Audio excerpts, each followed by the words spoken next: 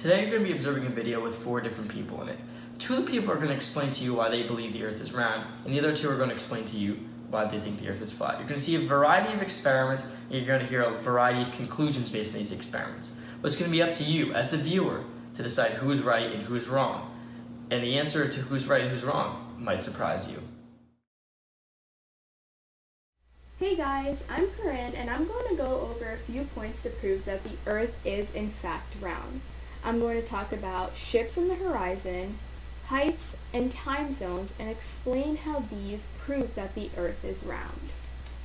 So, if you've ever looked at a ship sailing away, you probably noticed that as it reaches the horizon, it gets smaller and smaller. But first, what is the horizon? Well, the horizon is this line right here. It's where the Earth's surface appears to meet the sky, but not actually. It just seems this way because the Earth is round. The ship seems to slowly sink into the water as it reaches the horizon because the Earth is curved, which you can see in this picture here. The larger ship that's closer to us stays afloat, while the smaller ship, which is further from us, seems to have sunk into the water. But like I just explained, this isn't true. We know that the ship isn't sinking, it's just getting closer to the horizon and following the Earth's curve as it gets further away from us. Now let's talk about heights and how they prove that the Earth is round.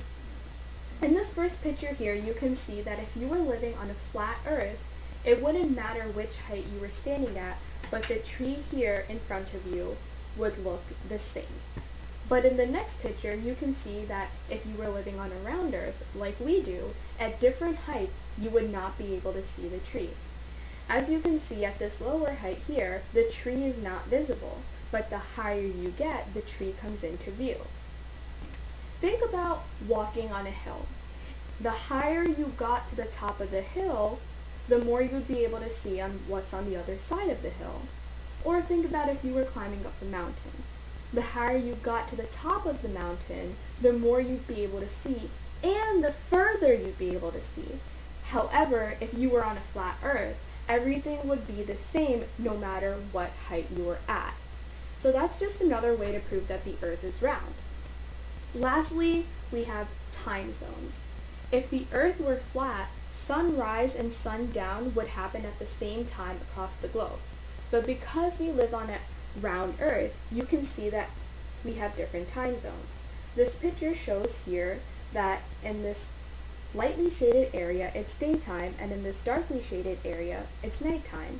As you can see, New York and Tokyo are in 2 different time zones. New York is in daytime while Tokyo is in nighttime. If the Earth were flat, it would be daytime and nighttime at the same time. However, because we live on a round Earth, daytime and nighttime happen at different times in New York and Tokyo. So that's just one more way to prove that the Earth is in fact round. So, I hope I've convinced you with these few points that the Earth is round. However, if you're one of those people that is still unconvinced and want to see live demonstrations and hear about some concepts as to why the Earth is flat, keep listening to hear from Jake and Jordan. So for my part of the demonstration, I'm going to be proving that the Earth is in fact spherical and not flat.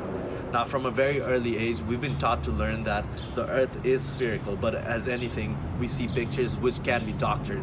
So I'm here today to actually prove that the Earth is in fact spherical using a very simple experiment passed down throughout the ages from 250 BC.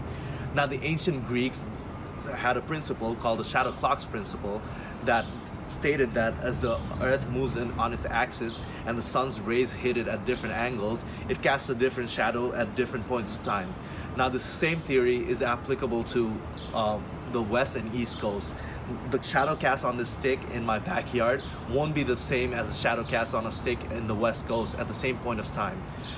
If the Earth was flat, then the sun's rays, which hit the stick in a unilateral direction, would cast a shadow in the same direction, regardless of whether we were at or what time of the day we were at.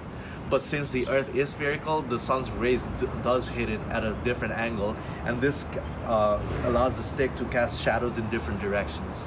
Now, Aristotle has proven this theory from 276 BC, and he even further went on to use the different angles cast by the sticks to prove that the Earth's circumference was 10% of what it actually is. Now I'm going to be using this stick to demonstrate the simple principle that the Greeks have passed down to show that the Earth is in fact spherical. Now that I'm standing here in front of Scott Hall, we see that the shadow cast by the sun coming from that direction is going towards my right. Now, if I go to a different location, the sun is going to cast a shadow in a slightly different angle, which would prove that the Earth is flat, round. And I'm going to show you that in the second part of the experiment. It's a different part of the day. The last time I recorded the shadow, it was at 1:30 p.m. Now it's 4:30 p.m. and the sun is much higher above our heads. So according to my calculations, the stick should cast a shadow right behind laterally. Now let's see if that theory is proven. And just like I thought, the stick is casting a shadow right behind. That proves that the sun shines on the Earth at different angles, proving once again that the Earth is in fact spherical and not flat.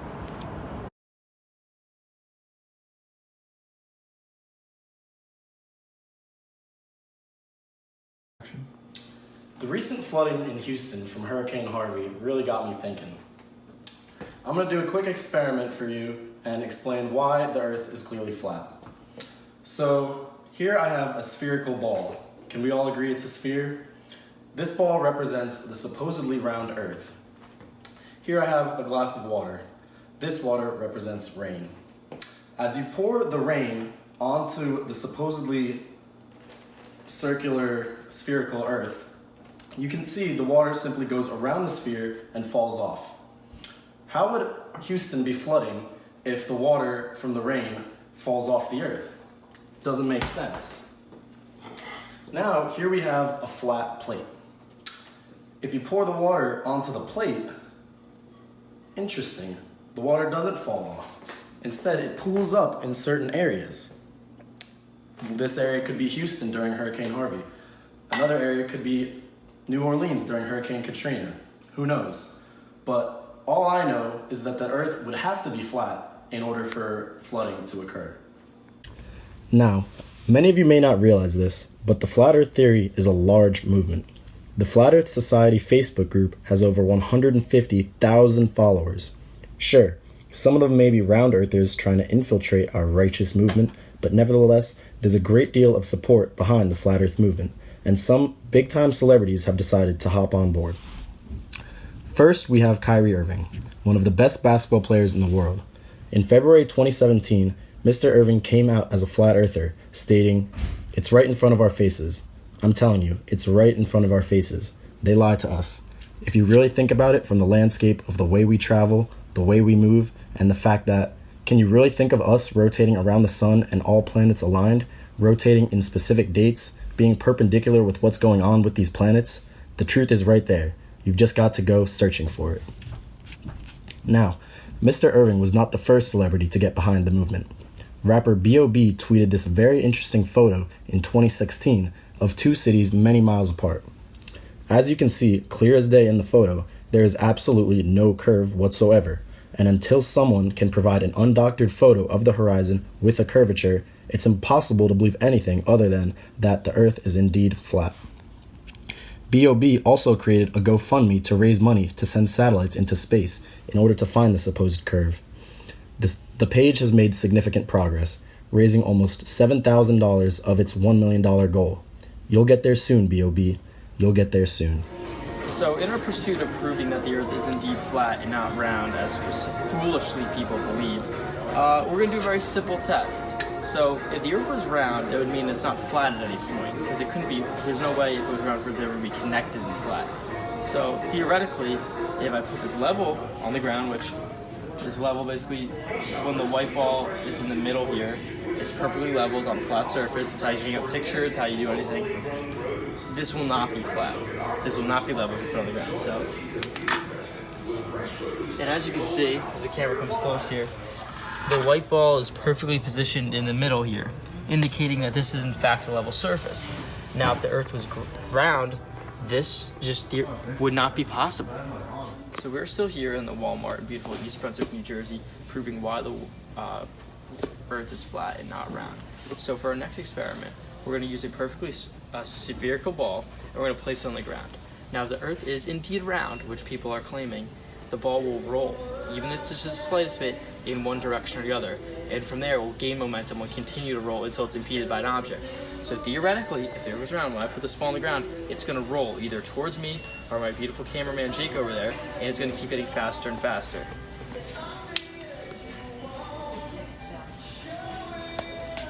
So as you can see, the ball's moving a little bit, but is now beginning to stabilize in that spot where I placed it. And as you can see now, the ball is not even moving at all, showing that the Earth is indeed flat. It will only move forward and roll if I apply momentum to it and push it along the flat surface. Based on what I've shown you today, it's pretty obvious that the Earth is indeed flat and not round. Now, round earthers are unknowledgeable, uneducated fools, as I like to call them, who think the Earth is round, believe that there's a circle at the top of the Earth called the Arctic Circle, which is like this ice cap, and there's a circle at the bottom of Earth, which is Antarctica. And this is actually not the case. So the way it works is that the hard center of the flat Earth, there's this ice circle known as the Arctic Circle, and then around the entire rim of the flat Earth is a 150-foot ice tower wall. And this ice tower wall, if you got over it and off to the other side, you'd actually fall off the face of the Earth. And this makes the most sense, because it doesn't really make sense that you could walk around a globe Earth and never fall off, because the Earth's got to end at some point, so it makes sense that you can walk off. Now, there's a lot of theories on why the government wants something that's round, and that's because I and many other flat earthers believe that there is a great vast number of expensive resources beyond this ice wall, such as gold, diamond, and they don't want the common people getting to them or working their way over this wall. And if they told us about the existence of this wall, we, which we rightfully should, would pursue the riches that lie beyond it. So it's up to you to decide, is the Earth flat or is it round? And if you do think it's flat, are you going to go try and be rich with me? Hi, we hoped you enjoyed hearing from us and seeing our demonstration. We proved to you that the Earth was flat by talking about time zones, heights, and even ships and horizons. We also showed you a demonstration using sticks and a shadow to prove that the Earth was round. Then we disproved these theories by using a ball on a flat surface and rolling the ball to show that the Earth is flat because the ball stayed steady, whereas if the Earth were round, the ball would tilt one way or the other. We also showed you a level at varying locations and how the Earth was level at these locations, and this wouldn't be true if the Earth were round. So, using our methods and techniques, let us know what you think about the Earth being flat or round. And remember, you can prove your side to your friends and family by using these same techniques. Thank you.